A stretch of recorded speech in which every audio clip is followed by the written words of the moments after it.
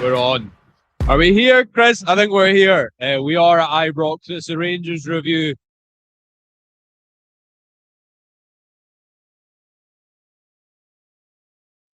All right, we should be good to go now. That's a technical error on Blair's part. We'll start that again. It's a Rangers review live. It's Rangers against Celtic in the Scottish Cup. Is it a bigger game than last week? Probably. We don't know. We're going to try and build up to it, Chris Jack, before the teams draw up in about 10 minutes. That's why I will be checking my phone, not because I'm not interested in what Chris has to say. Thanks for joining us live. Remember to like and subscribe. We'll get through some of your comments as well. Chris, try and put into context how big this game is in Rangers season. If they win, but also if they lose, it feels like so much is hanging on today, not least because of what happened last week. Everyone always thinks that you are ignoring me when you check your phone. For the record, he's not. He's fully invested in every word I've got to say. It's pick a word that's bigger than big, isn't it? You can. It's hugely significant for the season. Certainly for the manager, it has felt like a very long week. I think that the fallout from the second half last Sunday has lingered on. Unsurprisingly, I think as soon as the second half Rangers collapsed in that manner, I think we knew it was going to be a long week, but it has felt as if it's dragged in. If the second half hadn't happened last week, you would have flown through the week. I'd have been coming here with a spring in their step. Content plan would have been flying as well. Very much so.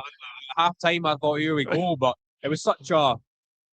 If the two games are taken together, it's like Rangers going to a second half. Remembering they started well, but it feels like a distant memory because of how they finished that game last week, isn't it? That first half was as good as I think Rangers have been under Danny Rule. Yeah. But you simply can't. No, we said standing here 7 days ago, you simply can't follow up with a 45 minutes like that. Yeah. It was a huge momentum killer for Rangers.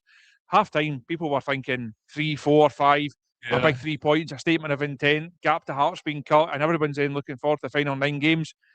When you do what they did, it naturally changes the mood. It changes the tone of the post-match press conference. It changes the tone of coverage throughout the week. It changes the tone of the pre-match presser that you were at on Friday. Yeah. Danny Rule had to spend a lot of time saying, well, where did it go wrong? It went wrong for a half. It went right for a half, but the right half was almost overlooked. And I think he tried to bring those positives to the forefront, and understandably so, because for 45 minutes it did work. Now, he got the team selection right. Rangers were very, very impressive. Should have been further ahead. Could have been further ahead just after the break. Weren't, and then obviously the whole thing kind of collapsed after that. And that's that he said he would take responsibility for the second half, which he had to. He also said, I take responsibility for the first half. I think that was him saying, look, I got it right, but it's context, it's result, and I think it would have been a bit of an eye-opener to him and perhaps some of these players of what this game entails and what the fallout can entail. Yeah, we've covered kind of what went right and then what went wrong to the absolute hilt, haven't we? Because and myself and Blair covered it on our Saturday show. The Rangers are so good and so dominant for those first 50 minutes, but when you fall off so dramatically, that does feel like a distant memory. So we'll try and leave last week a little bit and look ahead instead to what they might do this week. Managers, it goes without saying that managers are made on their decisions and the bravery of their decisions. Yeah, I thought, we're gonna let someone through. On you go. Don't worry, we're not precious. We won't ask you for a prediction. Don't worry. That just shows we're live, Chris, and in real time. I think, managers obviously live or die on the basis of their decisions. If Danny Rule was a manager who was more reactive, then I think he'd look at that second half last week and go, "Oh, right, we need to focus on limiting Celtic." Being at his press conference on Friday, that's not the vibe I got. The vibe I got is, no, we need to double down on what we did well and find a better solution. It's easy to focus on the fact that Celtic ended the game very strongly. They also couldn't combat what Rangers did very effectively in the first 50 minutes. So when the team drops in 5 minutes, I might look like I've got egg on my face saying this now. I think it will be 2 strikers up top again, and I think you will see Rangers try to implement their game on Celtic, but then obviously have to come up with a better solution in the second half. Agree, disagree? I would be disappointed if he looks at that second half and thinks, I have to go and rip it up and I have to make massive changes to it. I think that it was so effective in that first half. And you have to remember, this is not a great Celtic side, is it? No, Celtic are capable of coming and winning this game. Celtic are capable of going to win the Scottish Cup. They're capable of going and winning the league. Are they favourites for any of those things? No, because they are where they are, and they've got the limitations as well. So Rangers are not hugely disadvantaged in a head-to-head. Rangers should be thinking this game is here to be won. If they're anywhere near the level of the first half, you would back them to be in a good position at half-time. As you say, it's then can they continue that? I had a conversation with Blair and a couple of boys. We were out for a drink on Friday night and was chatting over the week that has been and what might be. And that mentality question came up quite a lot. And I know it's been raised quite a lot. I don't think Rangers bottled it, for want of a better phrase, last week. I think there was issues about the way they set up.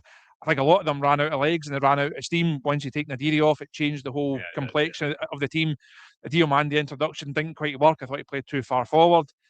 So for me, it wasn't a mental issue. And as you know, I'm big on mentality. I'm big on mentality. This tactical rather than I've rubbed off on you after all these years. This is where I'm going to pass it on to you. As you know, I'm big on mentality and players having the mindset to be at this club. I think those questions have still to be answered. Now, I think Chris Boyd said on the website during the week, until you go and win things, that's always going to be thrown at you, and that's true. But I don't think you can throw it around too readily. I don't think Rangers bottled it last week. I don't think Danny Rule set the side out in the second half to contain Celtic just to say, we'll settle. So that Roman chance, if it goes 3, it wasn't a case of Rangers came out and just camped in their own box. I think there was issues within it that meant that was actually the case, but I don't think it was a mental thing. So how does Danny Rule kind of combat that, and how do you combat what Celtic were so good at last week? Yeah, no, I think you're right, because if Rule had sent his team out to defend in the second half, it would have been evident from the first whistle. But Rangers have the first big chance at the first 2-3 shots of that second half. In his programme notes today, Danny Rule says Celtic stretched the game when we wanted to make it compact. And without repeating again what Blair and I discussed in our Saturday show, what we had on the website earlier in the week, I think what went wrong is Rangers conceded a terrible moment because it's too early to sit in. But then they didn't have enough control and they couldn't get forward effectively, and their legs started to go in. It was just like a perfect storm, and Celtic improved, and their changes at the break were more effective. I think Rule, what we've given him a lot of credit for today is his ability to change things from the sidelines, whereas I don't think he did that last week. I thought Martin O'Neill did that. So I tend to agree with you, Chris. The slight pushback I'd have is managers are also made on taking opportunities. Mm-hmm. I feel we've been in this situation so often before Old Firm games where you're saying this is a chance to change the narrative, to boost yourself, but also hurt your opponents. And you're right, Celtic are not in a strong place, but if they come out of this 2 weeks having got a point at Ibrox and progressing the Scottish Cup, then the feeling of missed opportunity will be very, very hard for people to get over until August. As people who speak about Rangers every day for a living, I certainly hope that doesn't happen, because this is, however we want to frame it, however we want to contextualise it, you also do have to have individuals who step up. I think Celtic had that in last week's second half. I think Rangers need that through the whole 90 today. I think bigger picture as well, you're also there on Friday, and the manager was asked, what's the kind of psychological impact of today? What does it mean, bigger picture? And understandably, he didn't want to say, if we lose on Sunday, we're as well just packing up our bags and going on our summer holidays. That's not the case. The Rangers are, again, not favourites for the Premiership. They're still very much in it. There will be points dropped. There will be various twists and turns in it. But you can't get away from the impact that it will have. I think to say that an Old Firm game has no impact on what follows, especially if you're then out the Scottish Cup, having already lost a cup competition this season, and then leaves Rangers only going for the league, a competition that they're not favourites for. So the ramifications and the impact of it are clearly huge. You'd be silly to overlook that and try and downplay that. If it goes well, you expect Rangers then to, as you put right at the top of the show, this week has dragged in. If Rangers go and win today, you'll be in Paisley before you know it. And there's just a very different mood round about the club and about the support. That's what they need to try and, one, achieve today, and then try and harness longer term. I think the crowd has got a part to play in that today as well. I was going to come on to that, because the crowd, sorry to interrupt you. That's I don't really know what my question is. Basically, they'll play a big part, but to what extent do you think last week plays into this week? And what I mean by that is the crowd understandably were nervous in last week's second half because because they saw the lack of control on the pitch. Rangers don't score early. Can that have an impact on today? Could the fact that there's a big away section, help the home atmosphere in those moments of anxiety because the nature of the back and forth? What do you think? Wide question. I thought Ibrox was like Rangers last week for 45, 50 minutes. It was very good. And after that, it didn't really hold up its end of the bargain, does it? I thought the crowd here were spooked by that Celtic goal. They saw Celtic getting a bit of a foothold in the game. As you mentioned earlier on, the goal comes at a really bad time from a Rangers perspective. I think the crowd then, like you said, it was too early to hold on. It was too early to try and give it one big rallying call. You then get to it, and you're hoping that Rangers can get through it. They were 2 minutes away from actually doing it and achieving it, but I did feel second half the crowd could have done more to really kind of keep Rangers in a more positive mindset. So I think that's going to play a big part today. They clearly have a part to play. The fact that there's 7,500 Celtic fans here also changes the dynamic as well. But there's still 43,000 Rangers fans here that are going to make some noise. Make some noise, you would imagine.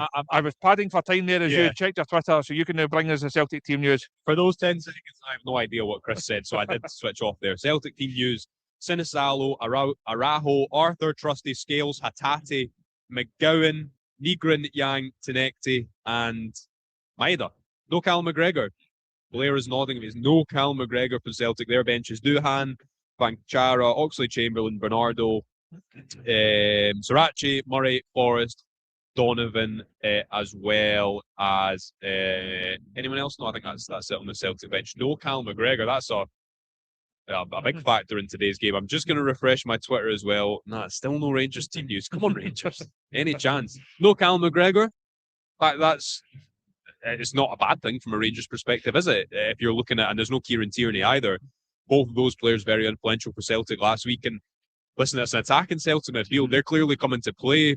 Does that play into Rangers' hands more in the first half? So many narratives to try and contend with here, but no McGregor, certainly a boost for Rangers. You have to say it's certainly an advantage. Now, there's a narrative around these games for a long, long time about how Rangers have to stop Callum McGregor playing, and there's every time we pick a team, there's always people saying, I would play him just to try and nullify that McGregor threat. I would play him just to sit on McGregor. I would play him just to do that job in the middle of the park. So it's clearly a good thing for Rangers. Obviously, Martin O'Neill will do his broadcast rounds. He'll speak to the broadcasters before the games. It'd be interesting to know what the issue is there, and if that's going to be a slightly longer term issue, that could a part to play in a title race as well. Do you want the Rangers team? Oh, go for it. Disappoint me. Jack Butland, captain. Dujon Sterling, Nasser Giga in for John Suter, Manny Fernandez, two Romans. It's Raskin and Diomande, Skov Olsen, Mikey Moore, Nadiri Chermiti. Two changes. Nasser Giga comes in for John Suter, and Chokwani is out for Diomande. The Rangers bench: Kelly, Megoma, Suter, Tavernier, Chokwani, Bayrami, Gassama, Asgard, Biovsky. I don't have any complaints about that. I think that Giga coming in is fair based on the fact that Maeda, I think, spooked John Suter last week, and he's made mistakes. It's a big call from Danny Rule not playing as captain, nor playing as vice captain. And Mohamed Diomande, we've said repeatedly, he's been hard done by to not be in the Rangers team. I think if you're Toshi Chokwani, you're maybe thinking, do I deserve to drop out instead of Nico Raskin? Another big call. Thoughts? I don't have any complaints with it either. The piece on the website yesterday looking at the big calls that Danny Rule had to make, I thought he would side with keeping Suter in, and I thought he would side with keeping Chokwani and Raskin in. I did say in that piece, no complaints if Diomande came back in. I think he's been a wee bit unlucky to have missed out of late. I think Chokwani is perhaps unfortunate to miss out today. You look at Nico Raskin's use of the ball last week, and we stood here 7 days ago and spoke to that lack of control that Rangers had. The need for someone just to be able to dictate the play on their terms, to put their foot on the ball, to slow it down when needed, to speed it up when needed. Nico Raskin didn't do that because he kept giving it away. He allowed Celtic to control that. He wasn't alone. That's not to single him out as the sole reason why Rangers didn't win that game last week. Suter was clearly culpable for that as well. I think every blue jersey on the park is culpable because they didn't follow in the penalty. Jack Butland does his bit, and not enough of them, or any of them, got anywhere near the in the second one. So overall, I don't have many issues with it. And biggest thing for me is 2 strikers. I think it would have been a mistake. It worked so well last week. If they can get 80 minutes out of Ryan Nadiri this week rather than 60 minutes, that I think that's a big thing. Again, I said in that piece this morning, it's very early in his Rangers career. Already feels like he's quite a big player in these matches, just because of the way the rest of the team can set up. You take him out, you end up with Chermiti up front himself. We've kind of seen enough evidence to suggest that that's not his game. So I think Nadiri being able to get through the minutes is really important. He has been carrying a knock since he arrived. He's had a bit of a knee issue, so they have to be mindful of that. He's not had a lot of training time. And he's obviously stepping up levels and coming into a far bigger club and more challenging environment than he's been used to. So I'd be surprised if he gets through all 90 of them. But if you can get an extra 10, 15, I think that certainly bodes well for Rangers. You're starting to sound like me by talking about midfielders who dictate the ball, and it's not about mentality. Worrying. If there's any proof that we spend too much time talking to each other rather than our respective families, then that's it. Sure. I think on Diomande, he tends to have his better games in these games. And the Celtic midfield, which is McGowan, Nygren and Hatate, I'm interested to see who plays as the deeper of those three. I think that is a first half that is set up for Rangers to play as they did last week. Austin Trusty comes back in, and he's a more experienced player than Dane Murray, but Rangers can't get at Celtic. I would be amazed if they do get into a lead, they don't go to a tighter midfield and change.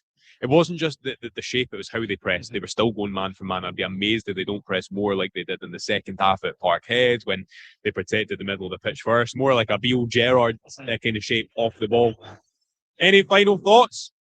I'm not going to ask you for a prediction. Anything else that you think will be, any player that could have a particular big bearing? Should we talk about Nasser Giga, who's not been a player who's always evoked confidence, but I do tend to think he's been pretty good when he's come in since the turn of the year. But a big show of faith from Danny Rule and Nasser Giga, isn't it?